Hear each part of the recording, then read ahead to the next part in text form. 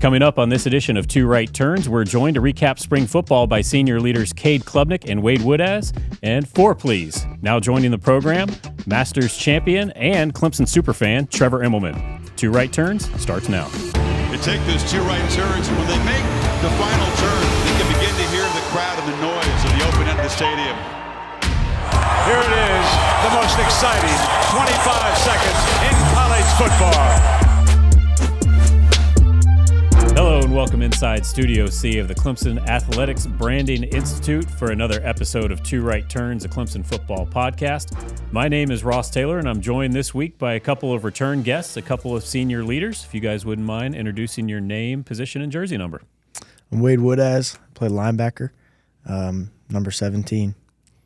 Cade Klubnik, quarterback, senior now, crazy.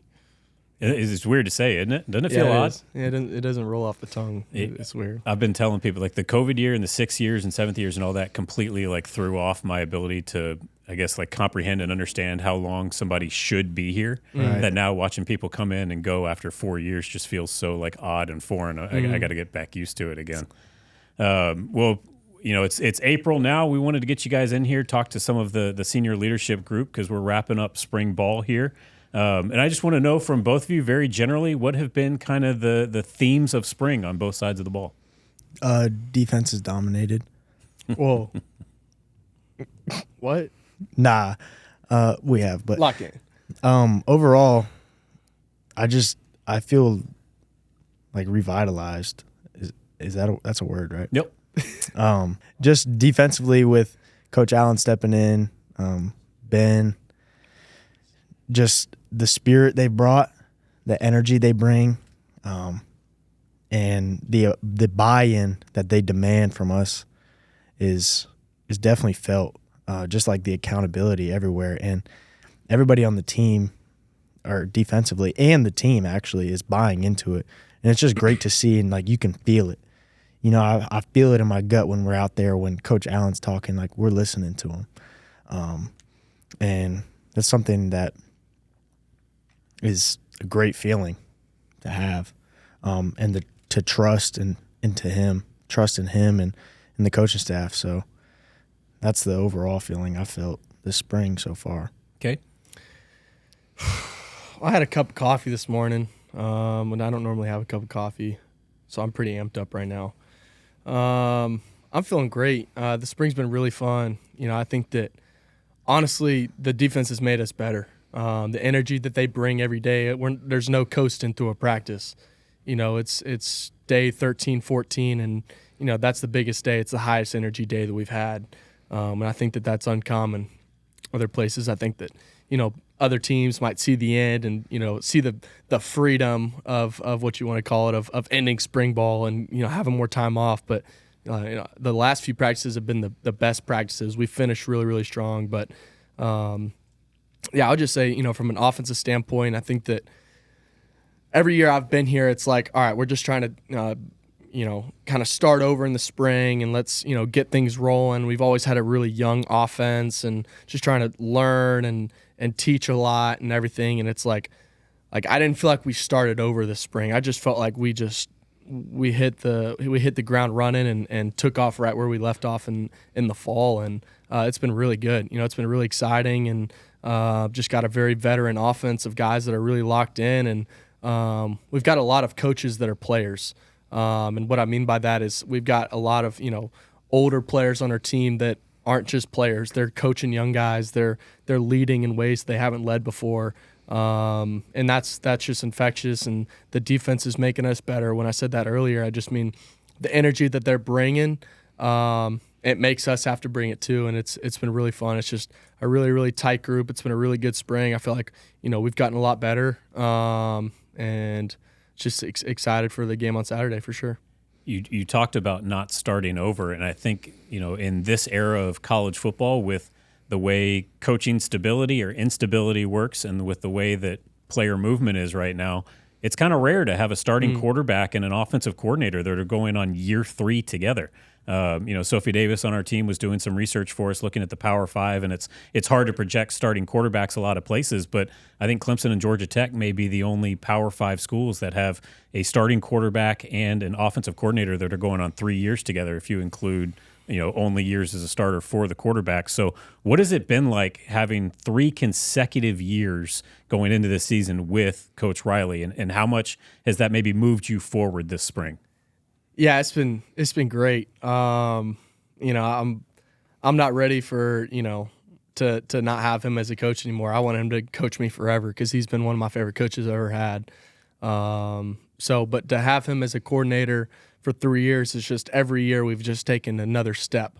And I feel like we're always on the same page on things. We're always in the same mindset, and whether it's, how we should read something or just tweaks on a play and how we should read a defense and stuff like that. But then I get to the game and it's like I know what he's going to call before he calls it. But just to be in the same offense for year 3 now, it's, I was talking the other day, it's like just looking around the country and, I'm going back to Elite 11 this summer. And just looking at my Elite 11 class and all those great quarterbacks, it's like none of those guys are where they committed to. And they've bounced around, and it's hard for that kind of grade was really the first. My grade was really the first group of guys that came in and had to. That's where the portal really started, and it's tough to see a class like that move around and bounce around so much, and it just made me so thankful that I chose here. And just so thankful that I'm at a place where I don't want to leave and I don't have to leave. Just so thankful that I chose Clemson, but it's been so fun to be with Coach Riley in year 3 now, and just super super excited. I feel like we just keep taking more and more steps forward and in the right direction. So it's been fun. Well, in year 3 for y'all, whereas conversely, Wade, obviously it's like month 3 or month 4 with Coach Allen. The fans only got to come see the defense at the spring game, but through a full spring practice, how would you describe Coach Tom Allen and a Tom Allen defense to our fans that hadn't been able to see it as much as you have? I would say practices are fast, which then we play fast, and then we'll ultimately be in shape and intense. I just remember day 1 being like, whoa, I wasn't used to this level of intensity out here. And then accountability. We have goals every day in practice, and that's 3 takeaways. If we don't get 3 takeaways, we're doing push-ups. If we don't get the right amount of shots on goal, 25 shots on goal, which means you're punching at the ball or trying to rake the ball out from a receiver who just made a catch. If we don't get 25 of those, we're doing push-ups. For every loaf we have, it's up-downs. So I think our first practice we had 57. So that Saturday wasn't fun, but it's just raising the standard of accountability, and it's demanding it from everybody, which in turn is going to make us better. And then we get to go against one of the best offenses in the country also. Like, we got some dudes at receiver, some dudes at O-line, some dudes at running back, and then we got a great quarterback as well. So pairing that level of accountability with our competition every day ultimately is going to set us on the right track. So, Wade, speaking of that defense, we've actually got a clip, I believe, of you mic'd up here, and just want to get your feedback on the energy and enthusiasm that we've been seeing at practice this spring. Hey, when we stop them, run on the field. If we win, go crazy. Score! Yeah! Yeah! Yeah! Yeah! Great job. Hey, did you see Allen? Allen came. Yes. Wait, I want a quick reaction to that. That's what it looks like every single day. I'm pretty sure. I think we scored right before that, and then you came off the field, and then the pride group came in. All right, here we go. No, that's what it looks like every day with Coach Allen. I'm pretty sure he headbutted me one time after making a play on you, actually. So, but yeah, that's a glimpse of Clemson defense. That's it. That's the energy they're bringing every day. It's infectious. It's awesome. I know iron sharpens iron has become such a cliche at this point, but it really seems like that had been true throughout the spring. And Cade, something you touched on as you were speaking to the local media, whether you intend to or not, whenever you're facing the same defense for 3 years in a row, you can kind of get a beat on what they're doing. It's not like y'all are game planning each other for practice.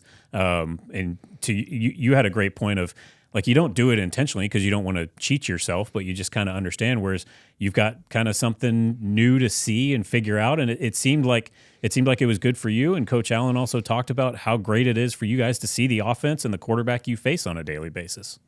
Yeah, I kind of talked about it the other day, but just like, you don't try to, but whenever you're going against the same defense for 3 years straight, you can kind of sometimes know what they're going to do before you even do it. And it's not like you're cheating and look at the signals or whatever. You just, you get a little bit of a glimpse of just playing the same defense for a few years. So for me, to see the way that they're running things, it's really fun. I think it makes me better. Post snap recognition and stuff like that, and it's making me better because the things they're doing on defense, it's really good and it's really special, and it's I feel like I'm getting a lot out of it, and I'm just going through practice. So spring ball is a lot about just perfecting our craft and perfecting the routine things, and getting trying out some new things in offense and stuff, but to actually go against a defense that I'm not used to, and see things that I'm not used to, and maybe we'll play once or twice a year in a real season against another team, to see those every day that I've never seen before. It's definitely making me better, and I think making our whole offense better. So it's been really fun. It's definitely fun to play for sure.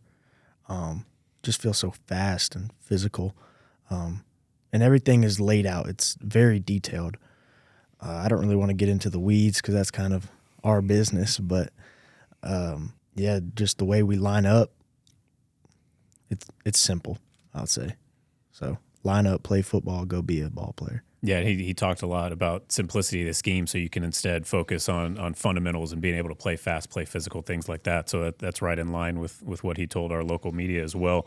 I'm curious, and this is a question for both of you.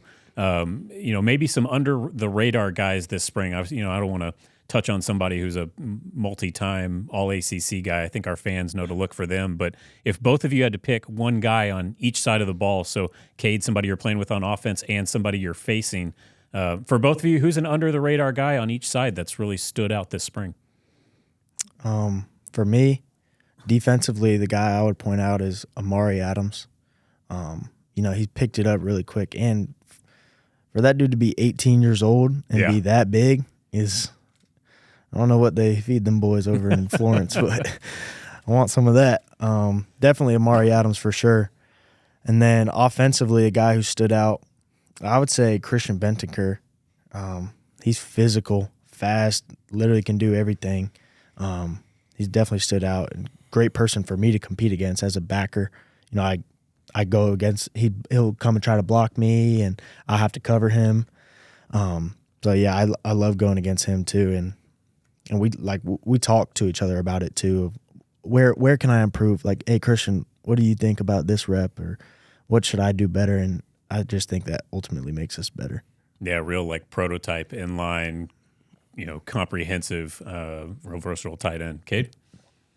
Yeah, I'd say on the defensive side, definitely Mayo. I think that he's a guy that, has just kind of gotten better every year, but he's really had some big kind of sparks this spring of, where he's been making some disruption, and then Will Helt as well, just coming in, and ever since he got here, he just kind of got here and went to work. So good few months to have a purple jersey for sure. Yeah, for sure, Yeah. for sure. So, I'm feeling that as a quarterback, and feeling that pressure sometimes, and, I don't think they'll be able to catch me if we run, but I'm just kidding. But definitely feeling that. They've been disrupting a lot. On the offensive side, I would say Tristan Smith. I can't believe he went JUCO. He's a dude that he can go up and get the ball, but he's an elite route runner. Best part about his game is his hands. I mean, he does not drop the ball. And to do that, that's elite. And I think that, it doesn't matter how fast you are, how good of a route runner you are, how much separation you can get. If you can't catch the ball when it's in your area, you're not going to play. And he can go up and get the ball and catch in breaking routes, out breaking, go up and get the high ball. He had one ball, he got up probably 10, 11 feet. The ball was up in the air and went and got it. So he's definitely been super exciting and really fun. It's really funny because Coach Riley and Coach Sweeney were talking to the media probably roughly 48 hours apart, and they didn't talk about it, but they said almost identically the same things about Tristan Smith. it's one thing to be big, but that guy actually plays big. Yeah. And Yeah, Coach that's right. Riley had one of the best lines of the spring. He said, if our quarterbacks missed Tristan, they really missed, which I loved. That's right. You talked about your relationship with Coach Riley, though, and one of the things he talks about is the quarterbacks he's had with Tanner Mordecai and Shane Buechele and Max Duggan. He really does try to cater his offense to the quarterback and the things they do best. What is that process or that relationship like of him figuring out what you do well and what you like to do and the feedback you give him to kind of adjust things to where you're comfortable? Yeah, I think that, I feel fully comfortable walking into his office and telling him what I love. And he'll respond to that because, not from a selfish perspective, but at the end of the day, the players are the ones playing, and they need to feel confident. And that took me a while when I got here. I don't think that I felt confident to walk in the offense coordinator's office and say, hey, I don't feel great about this play in the script, or I feel really good about this. I think I just kind of went and ran. So the freedom and the relationship that we have that we've built over time is I feel really confident to go in there and say, hey, I'm really loving this play. Like, let's get it in there a few times, or, let's find another way to get to it, or, hey, I'm just not loving this play. It's just feeling off or whatever. So I think that, especially in a game plan scenario, having that relationship with them. But he definitely, will find ways to, use my abilities in certain ways in a game, and try to use my speed and whatever. But I think that he does a great job of using what he's got and maximizing that, and I think that he's always done a really good job of that. And but yeah, I think that just in the freedom that he'll give me at times, and to be able to maybe get out of a bad play and get to a good play. So, but just the relationship we have, it's very open. I don't feel like, I feel like he's just making me better every single day because he's just so knowledgeable. He knows the game better than anyone. So. And then, Wade, for you, one of the things that I recall from Coach Allen speaking in early March, he was very definitive in saying that the linebackers were going to lead the team or lead the defense. And he said, Wade Woodaz is our leader. And it's just, it was another striking moment for me of, you're the old guy in the room now, which seems crazy to think about. You're the old vet. And I'm curious because he has said whether you are a natural vocal leader or not, the linebackers have to be vocal and they have to lead that way, whether you're comfortable or not. Is that something that you have always been comfortable with, or is it something you feel like you're growing into now that you're the veteran? I would say I struggled with it, obviously when I was younger, just being around a lot of older guys. But overall in my entire football career, my entire life, being vocal has never really bothered me.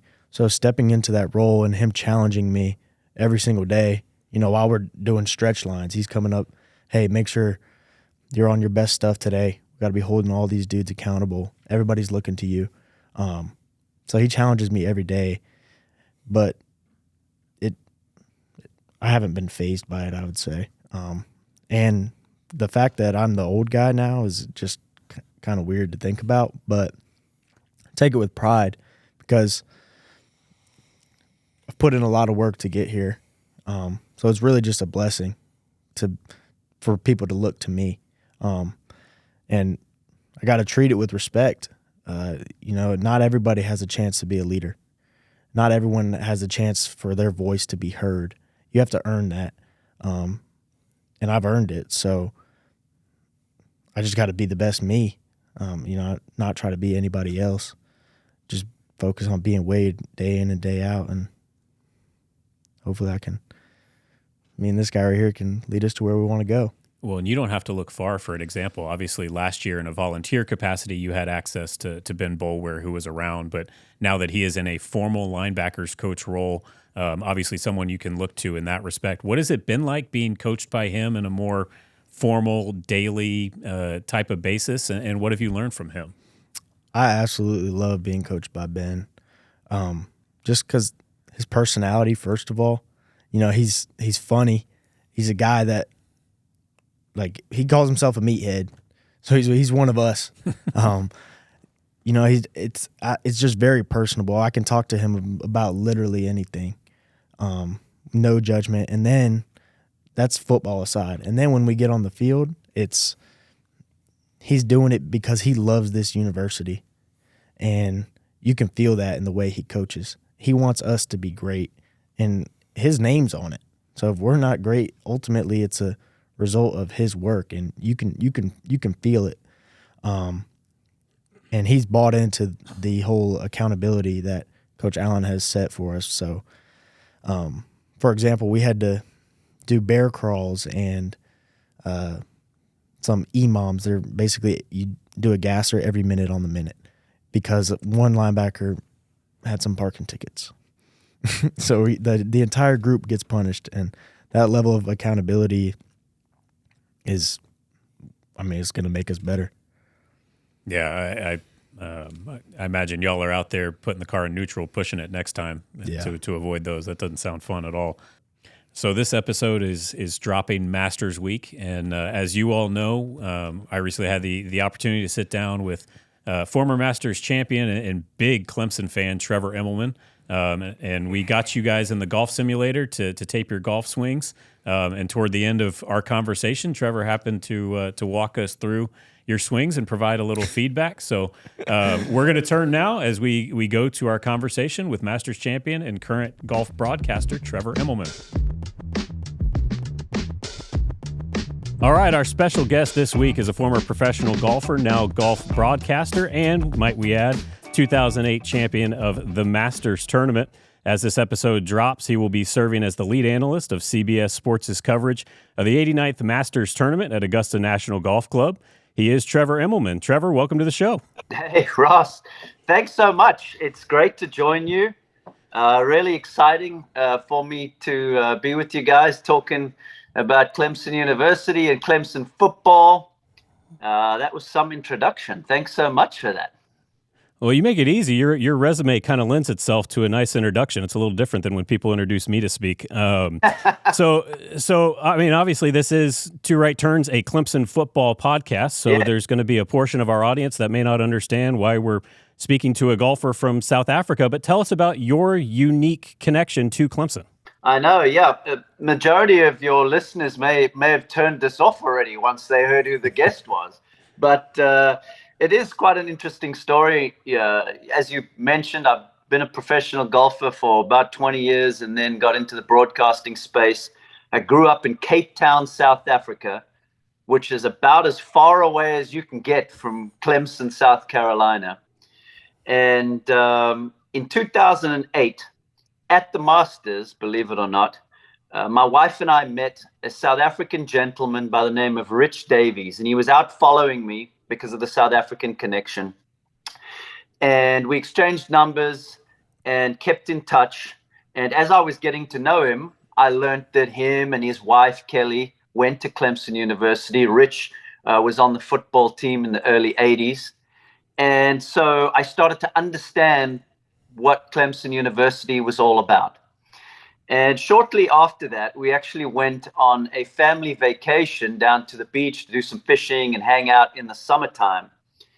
And the day I got there, he said, "Hey, I forgot to tell you, but I have another friend coming down. I think you're going to love him.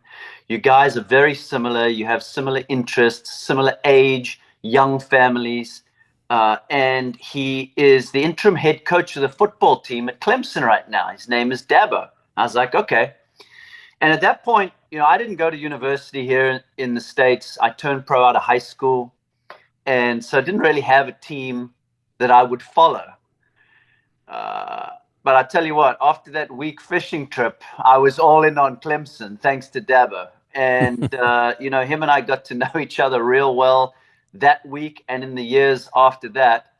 And more he, would get me involved, and we would hang out and talk about the game a lot and talk about all of his experiences. And it has just been the most fantastic ride for me as a huge sports fan to be able to be a Clemson football fan over the last, what is it now? 16, 17 seasons. We sure have had a lot of fun. Well, and I have to ask, he's got a big personality, a big presence. What were your first impressions of him when you met him? Well, he's just got a great energy. Look, all of us that have been fortunate enough to spend time with him, and really even, you don't have to spend time with him in person. You can see in all the interviews he does on TV, whether it be pre-game, post-game, whatever, during the week, he's a very enthusiastic and positive guy. He's a lot of fun to be around. He's as competitive a person as I've ever met in my life. I mean, this guy will compete with you to see if you're sitting on the beach, who's going to get to the water first. I mean, he just loves to compete.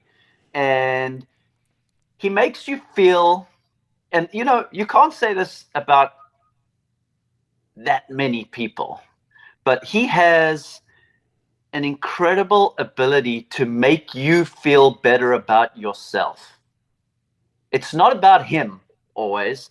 He's always kind of lifting the energy in whatever space you're in and making you feel like, oh, yeah, let's go kind of thing. And I really do appreciate that. He kind of reminds me a little bit of one of my heroes growing up was a South African golfer by the name of Gary Player.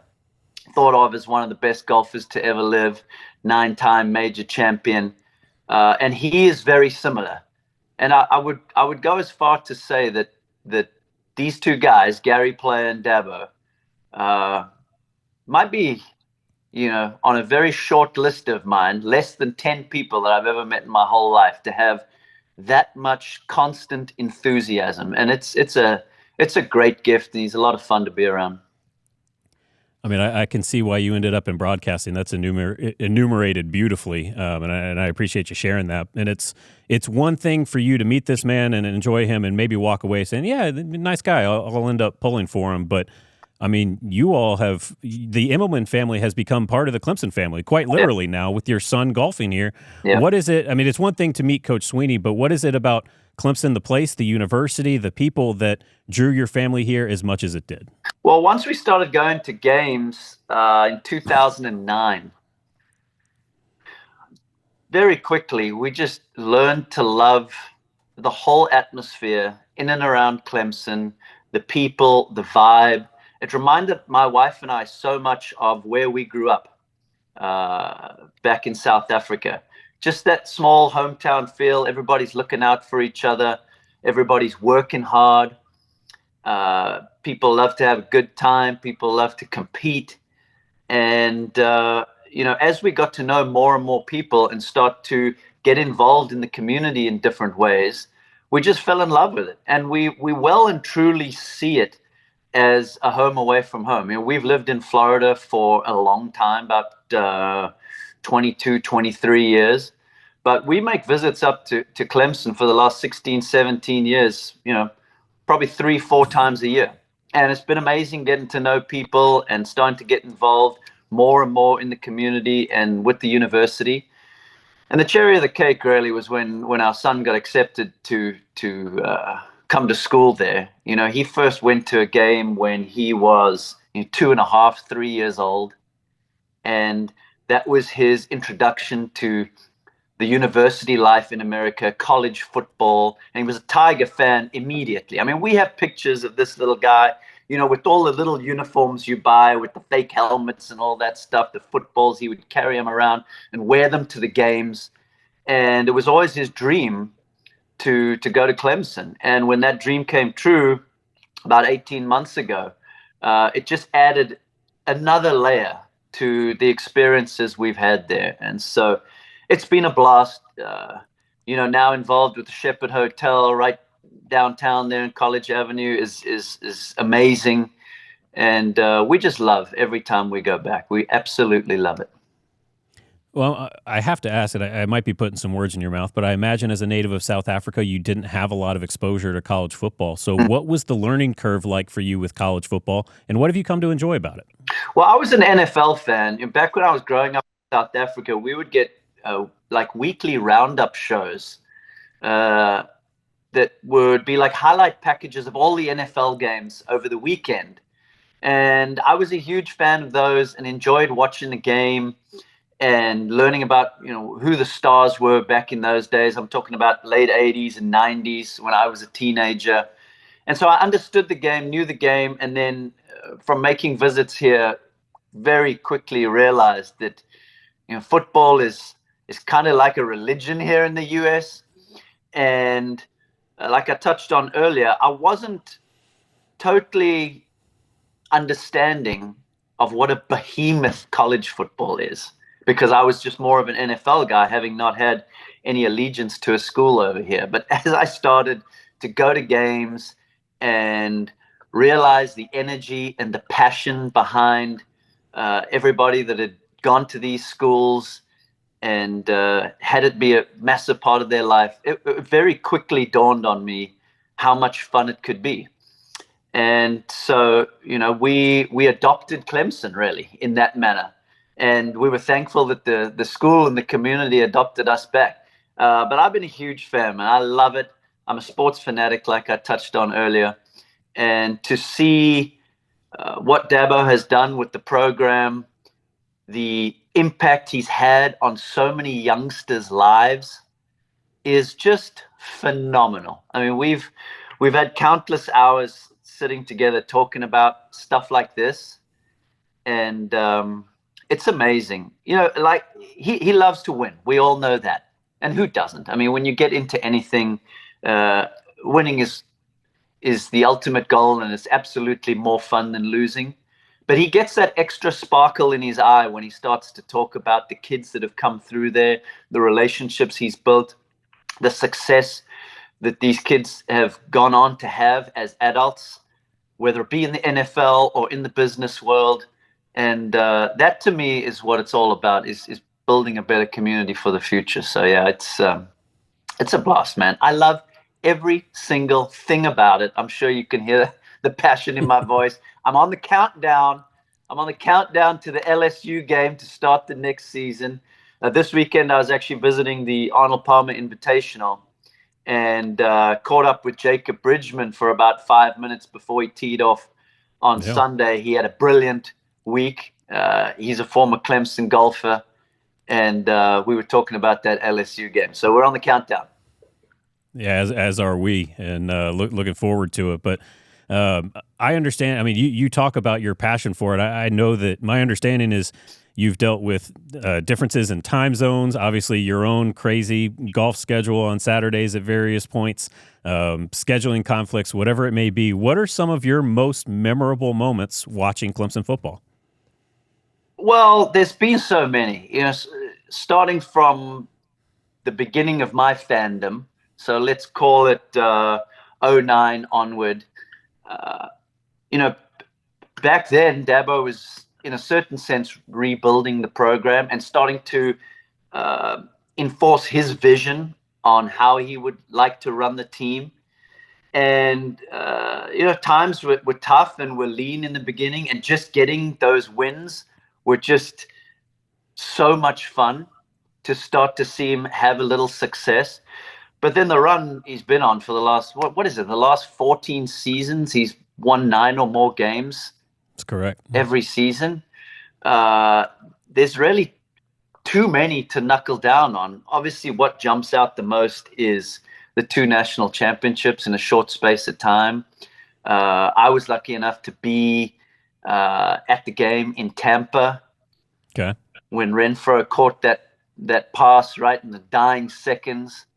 And we had great seats, a great view of that final play and getting that win. That absolutely stands out. That night, hanging out with the team and celebrating with them was an absolute blast. I'm trying to think now. My boy would have been, Jacob, my son, would have been 10 or 11.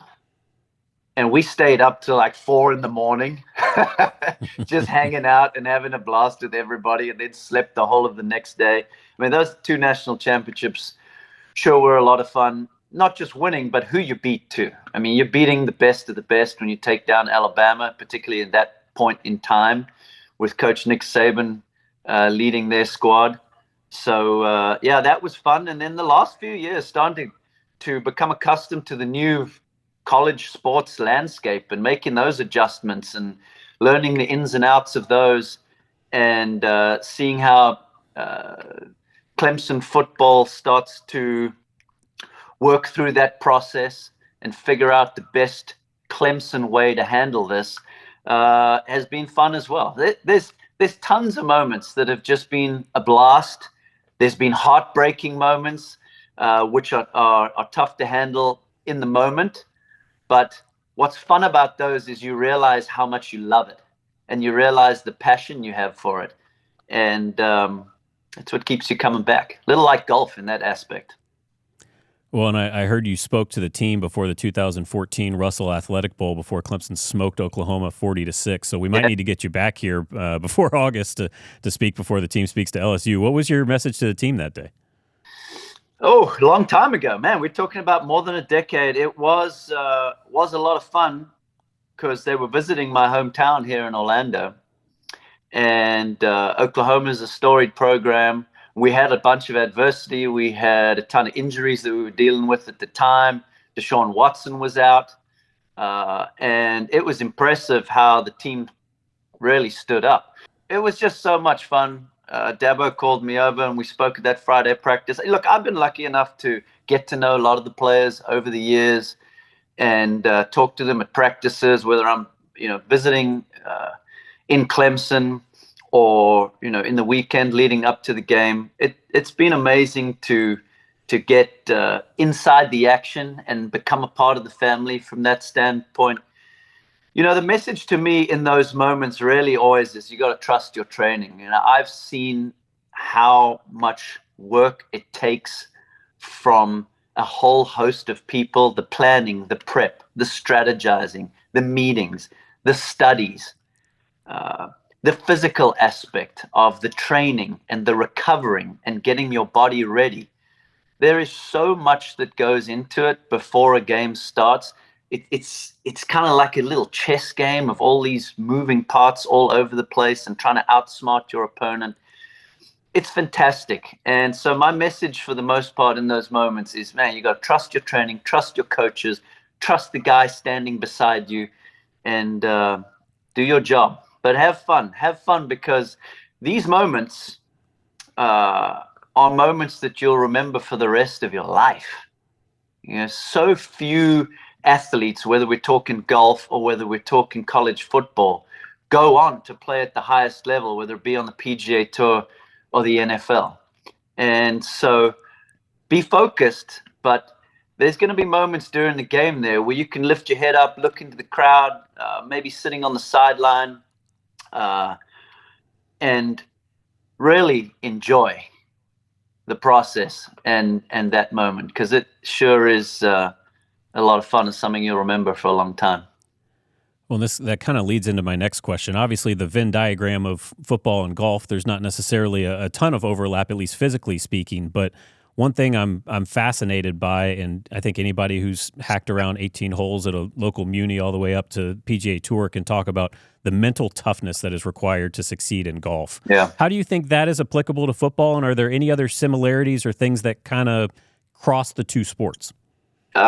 Yeah, there are. And I think, many sports, if you talk about that Venn diagram, many sports have that mental toughness zone right slap bang in the middle of it that is just so important and a massive part of success. When you get to this type of level that we're talking about, whether it be playing Division I sports for Clemson or getting to the highest professional level, you have incredible talent. You're just not going to get noticed by the scouts and everybody trying to recruit you unless you are super special to be able to get to that level.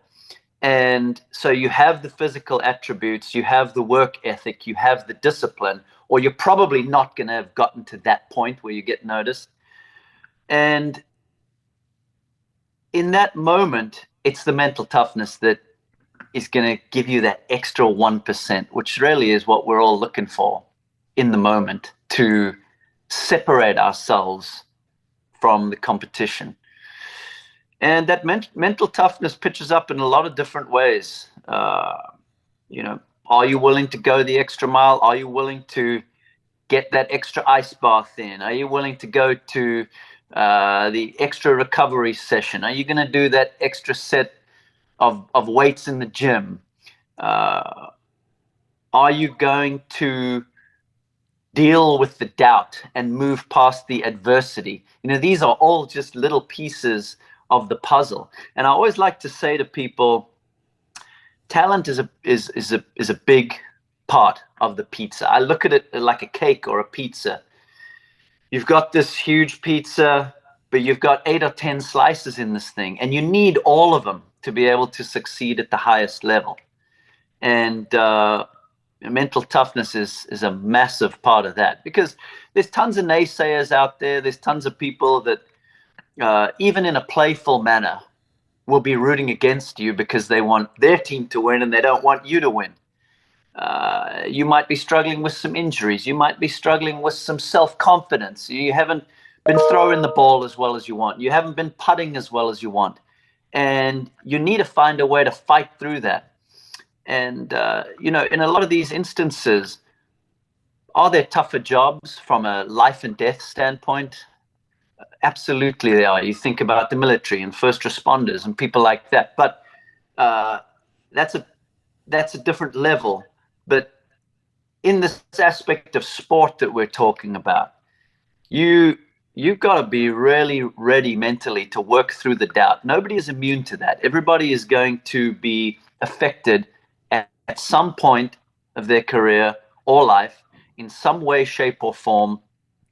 And you got to be willing to go that extra mile, man. I see it in all elite levels of life, whether it be business, sports, entertainment. And that's something that everybody shares as they are working through the process to try and get to the highest level. No, and that's a tremendous message, I think, for our athletes as well. While we have you here and we've got a little bit of your time, I feel like we would be remiss if we didn't ask the golf analyst for a little bit of golf analysis. And so what we've done, we've taken 2 of our team leaders, our seniors, senior quarterback Cade Klubnik and senior linebacker Wade Woodaz, got in the golf simulator, which we're fortunate to have here at the Allen and Reeves Football Complex. And we wanted to get your thoughts on their swings. Are you up for that? Absolutely, yeah. I've seen the facility. I've actually hit balls in there. It is amazing. Can't wait to see this. So we're going to start off with Cade. He's got a little introduction, and then he'll get swinging. What's up, Trevor? Cade here, man. Just want to see what you got for me. Want to get my swing dialed, trying to be like you, so let me know. Oh, man. I tell you what, this swing is pure right there. Oh, wow, he's crushed that. Okay, let's take a look here. He's got a nice, strong grip, but a good setup. I love the Masters hat. This is a good move here from QB1. Look at the speed, too. You can see he's played a lot of golf in his life. Yeah, and I think he wanted to make sure the stats are in there, the club head speed, the ball speed. As you know, you mentioned these guys being competitive, so I think they wanted to make sure that screen recording got in there. Yeah, look, hey, I can see that, Ross. This is elite level stuff, let me tell you. Okay, let's just break this down for a minute. The club speed is off the chart at 126 miles an hour.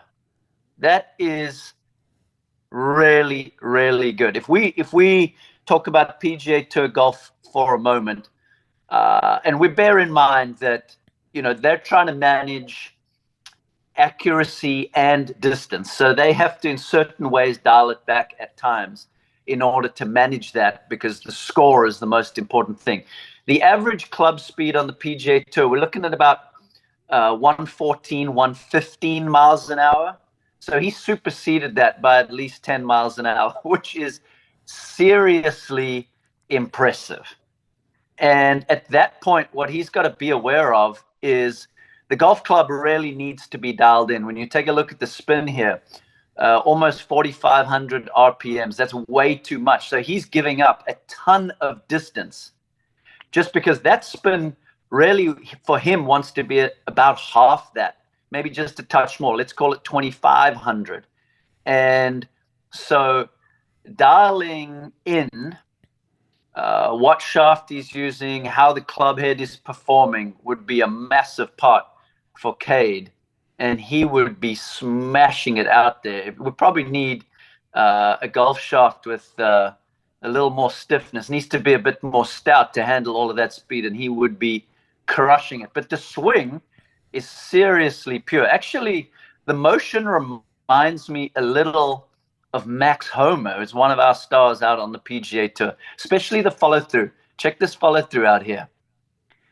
Nice turn into trail side, get some good length to the backswing. Check this follow-through right here. That looks like Max Homa. I love it.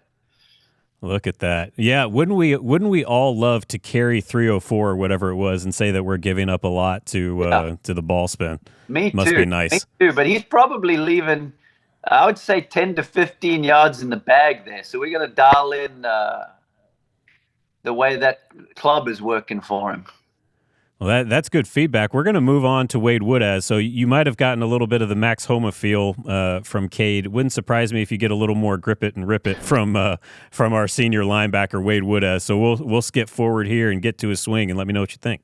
Yeah, I got to be careful here because I definitely don't want to get hit by this guy. I might not ever wake up. But yeah, this is also a good motion. I mean, the power and athleticism from both these guys is just awesome to watch. Good posture and setup, massive turn there. And then look there how he very quickly in transition pushes down into that front leg. And then watch how well he explodes off the front leg right there. So this is something we see from our power hitters on the tour like McElroy, is that straightening of the lead leg is what shoots the energy down into the club head. And why he rocks back away from the target, because the force is just so great that he's putting down into the ground and then pushing upward, sending the energy into the club head. I mean, this is just awesome, awesome power. A great swing. And look at that, 131 club speed. Oh, my It's almost like they lift weights or something. Oh, my goodness. These guys are just killing the ball. Once again, it's a very similar issue with Cade. He's going to need to really dial in that club shaft. It's going to have to be so much stiffer. And the launch here, too, 17 degrees of launch is a little too high with that amount of spin for him to maximize the distance. Because when you're looking at this speed right here, 304 carry, he should be carrying it like 330 with that kind of power. This is seriously impressive stuff. I can see that these guys have been working on their golf games a little in the off season. It's time to get those pads back on. Yeah, can you tell that the simulators had a little bit of traffic in the recent months? I love it. I think it's a great tool. You know, all the little ways that the facility is used in order for these guys to, you know, blow off some steam but still find ways to compete and work on their athleticism and hand-eye coordination. It's a lot of fun. And also, maybe even more importantly, the team spirit and camaraderie that it develops as they're hanging out and competing in other ways, whether it be, you know, table tennis and ping pong or video games or hitting in the simulator is awesome. But these two guys can play, man. We're going to have to get out and play some golf when I'm next in town. Well, we didn't show you their short games, and I don't know if that was by design or not.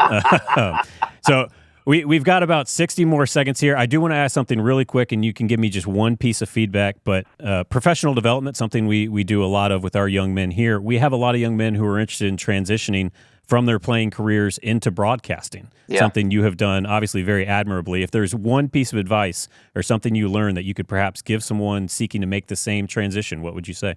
Well, the beauty about transitioning from playing to broadcasting is you already have the ability to think on your feet and be able to be real quick with your responses and how you're dealing with whatever is happening on the field of play. And that's what broadcasting is.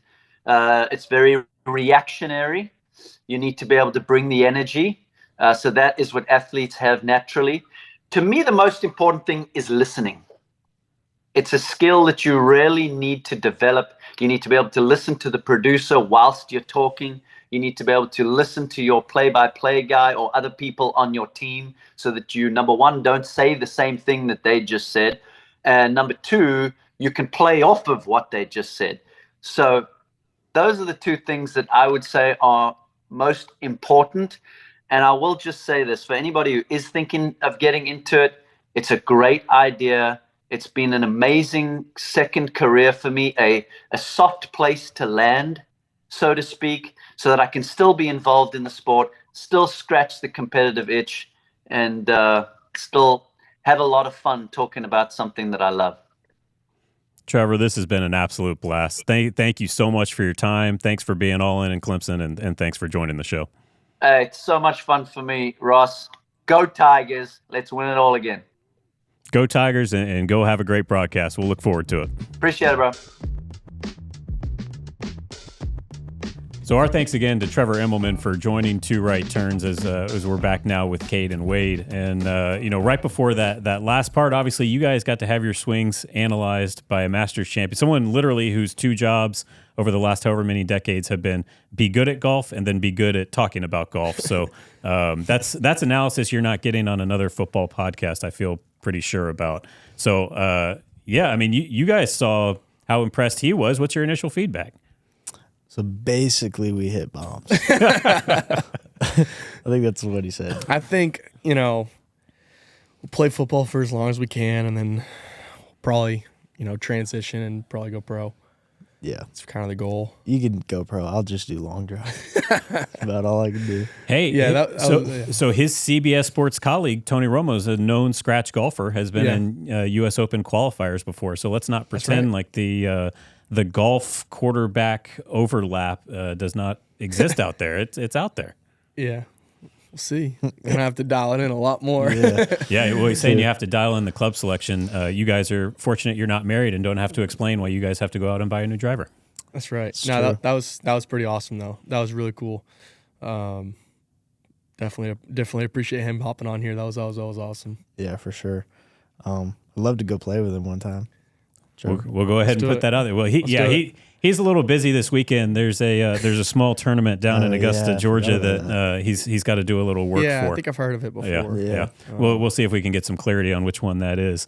But we want to talk a little more golf. So it's time to take our pit stop, courtesy of our friends at Darlington Raceway. And instead of Fast Facts Trivia this week, we're going to go speed round. So just a couple questions for both of you, and we'll start with Cade. 350-yard drive or a 30-yard putt that you sink? 30-yard putt. Yeah, absolutely. Or let me rephrase that. 30-foot putt. If you hit a 30-yard putt, this is a ridiculous green. Yeah. Yeah, I guess we're talking yards. Yeah, 30-foot putt, so. Yeah, definitely. I'm taking that putt every day. That'd be awesome. Wade? The drive. The drive? Yeah. If I could just, place it on the green. Like every time or just like one time? Just right now, if I could say, you can take one memory away from a round of golf you and I can go play later today, and you can say, which shot are you going to remember, the 350-yard drive or sinking the 30-foot putt? I'd take back my answer, probably the 30-foot putt. Driver show, puffer dough. There you go. That's right. If you could play any course in the world, which one would you all pick? Augusta National. Or Pebble Beach. I'm with you on that one. I'm dying to go. Coach Riley wears his Pebble Beach quarter zip around here. I'm like, I want to go so bad. Yeah. I would love to go play Augusta, like with my dad or something one day. That'd be awesome. It'd be awesome. If you guys could pick three people to create your perfect foursome of golf, which three would you all select? Phil Mickelson, Rory McIlroy, and Tiger, obviously. And it can be anybody. It doesn't have to be a golfer.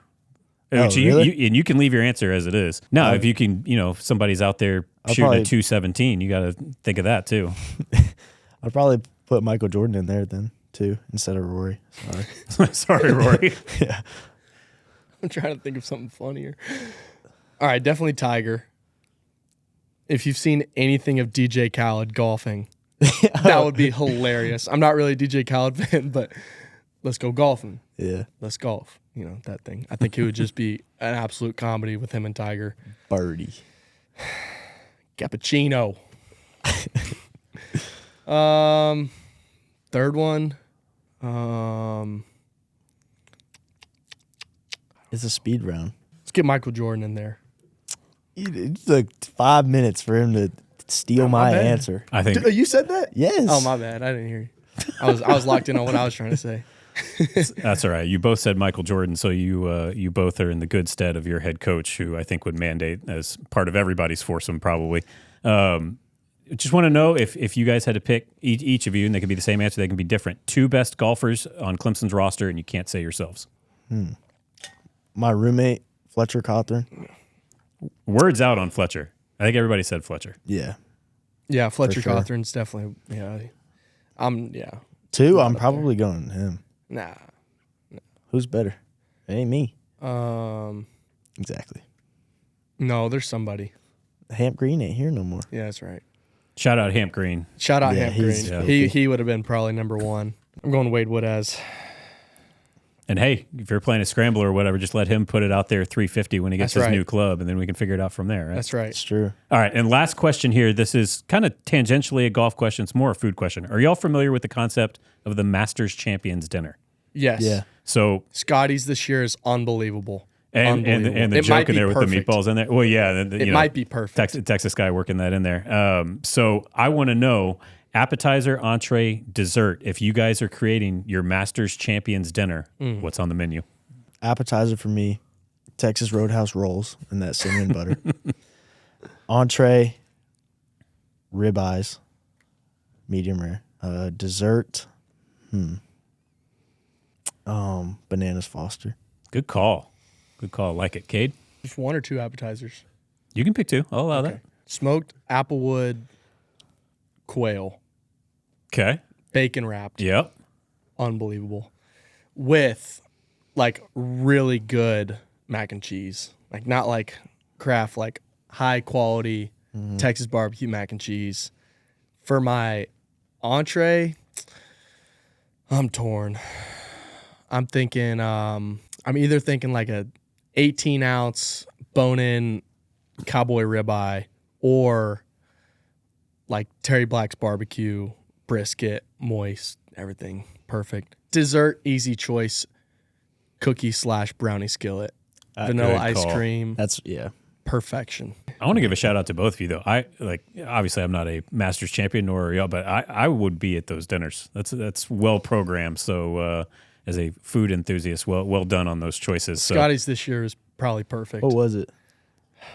So I'm trying to remember exactly what it was, but the best part is it's identical to his one from a couple years ago, except he added Papa Chef's, I want to say it was meatballs or ravioli. Yeah, that's what it is. So if you follow golf, he missed a couple of tournaments this year because he cut himself making dinner. And so whatever dish he was making is what they put. So actually, All right. good producing over here. Sliders, perfect. Firecracker shrimp, perfect. Yeah. There's the meatballs, perfect. Texas style chili, awesome. What is it? Wood-fired cowboy ribeye or the Yes, redfish. That's it. Chocolate chip cookie skillet. Doesn't get better than Yeah, I mean, that's pretty good. Wasn't there something about you're not supposed to do fish for the course?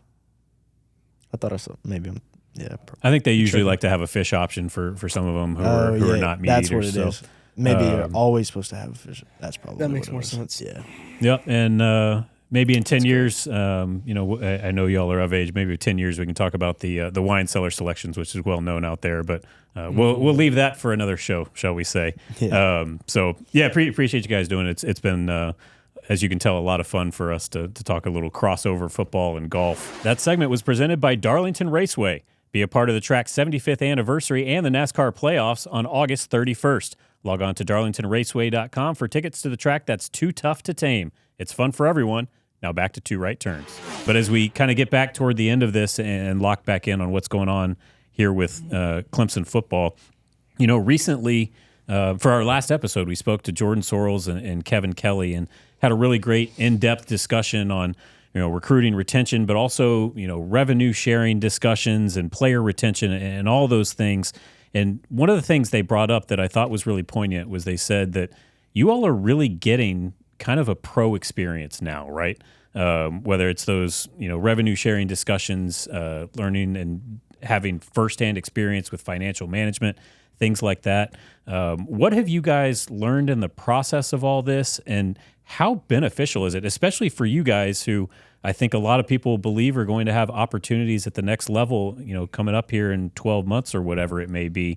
How beneficial has it been for you guys to have the Clemson experience that you've had and continue to have? Yeah, it's been really good. I think that we've got great people around us that really just want the best for us. That they want to see us succeed. And Clemson's so good about surrounding us, not with just great people, but the best people at whatever position it is. So, we go and get Kevin Kelly, who's been a scout for, 20 plus years, and he's with us every single day walking us through, hey, what do I need to get better? Or, next year, a year from now, what's that whole process going to be like with the combine and pro day and what's the scouting like and everything. So, to have that just in-house, and I think that a common thing is to hear that from your agency and them help, and that's going to be awesome. But to have that before that even happens is awesome. To have Jordan Sorrells in here and to go through those discussions in college and to kind of get ready, like you said, for the the pro level, it's really awesome. And at the end of the day, those people want to see us succeed because we're all family. It's really just a big family here, and we're all kind of in it together. So, and like the fact we're able to be paid or get paid now it's teaching us how to manage money. And people like Kendall Thompson, actually now she got married. So, her expertise in teaching us, like the way our Teamworks wallet is set up, how it's money gets taken away for taxes, just to plan ahead and teach us those kind of things that 21-year-old kids don't really learn. And in the past, it was players who got to move on to the next level. They would, okay, you're in a brand new city, you're 22 years old, you're getting paid all this money, you don't have the resources, and no one's there to really help you figure it out. And to now be under this support system and use all of our resources that we have to make us aware of what the real world is like. When you start making money, you got taxes, you got to pay. If you have a LLC or whatever, you got to pay insurance and Medicaid and all that. Like, I learned this the other day. I was like, what the heck? But to learn that now is just setting us up for the future. And we'll eventually, we'll learn money management skills now. So when football's over, we can go be businessmen. We can impact the world in another way, and then pass it on. Yeah, and adulthood's very much sink or swim. It's cool to be at a place that doesn't want to just give you a floaty. I mean, they want to make sure you're swimming and on your own, which is outstanding.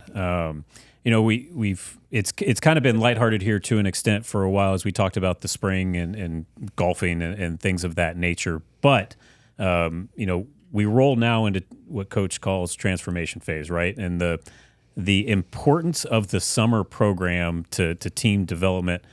For our fans who aren't going to see y'all back at Death Valley until the Bayou Bengals roll through here in late August, how critical is this summertime for you all? I just think it's big as a leadership development time. The coaches aren't around, and we don't have as many strength coaches as we do position coaches. So it's really a big time for leadership to emerge, and for young guys to develop their voice. There's some dudes that are going to be sophomores and juniors that people are going to look to in the future. I think it's a great time for them to step up and for us to set the precedent of what we expect throughout all of our off-season workouts. And then also it's a time for us to, when we go home for a little bit, take some time off, relax, but obviously keep the end goal in mind and stay on the gas pedal. Yeah, I would say from the time that spring ball's over to the moment fall camp starts, I think that's where teams really take off, and that's where they separate themselves because everybody's going through spring ball, everybody's going through fall camp. But it's the times where the coaches aren't around and it's player-led. It's the month of May where we have a lot of time off and everybody's kind of on their own and maybe going home or whatever. Like, those are the weeks and the times where teams will either take a big jump or, drop a lot because it's truly up to the players. So as a leadership and as leaders on the team, that is when we have to be the coaches of the team in a sense. You have to be holding everybody accountable. And that's, I think, the summer workouts, the skills and drills, that's whenever we have to make our biggest jump. That's whenever teams really set themselves apart. And, we got to go do it. It's one thing to talk about it. It's nothing to go do it. So just got to get after every single day and can't take a day off. Well, and y'all are talking about players taking initiative on it. Will you be taking receivers, or will you gather receivers together beyond what y'all do here at the facility? Yeah, I am. I mean, we'll definitely be meeting here, 3 days a week, throwing all summer. But I'm taking a few guys out to Cali this summer to go train with me, and that'll be really fun. It's just a great kind of team bondage, taking Tone, Bryant, and TJ with me. So that'll be really fun. Just we'll get some work in, but also just kind of hang out for a few days and just kind of just get to know each other more. It'll be awesome. Well, as we wrap this up, we mentioned the fans may not get to see you all again until late August when LSU comes to town. You guys have the floor. What is your message to Clemson fans entering the 2025 season? I just appreciate you guys for the endless support. None of this is possible, and the reason people want to come here and play here is because of what that valley is like.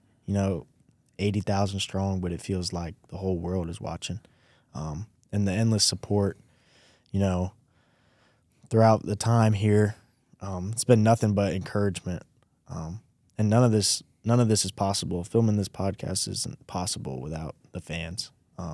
And for you guys to tune in and watch and show love, and it just means the world to us as players, and your love for us doesn't go unnoticed. Yeah, just kind of adding to that. Appreciate you guys sticking with us through it all. We're going to work every single day and chasing something that we're dreaming of every single day. So just appreciate you guys encouraging us every day, and we're hearing it and we're feeling it. So it's gonna be a fun year. It can be a fun off season. Let's go. We're back to the clubhouse. That wraps us up. Thank you all for watching another episode of Two Right Turns, a Clemson football podcast. Make sure to like and subscribe and tune in next time.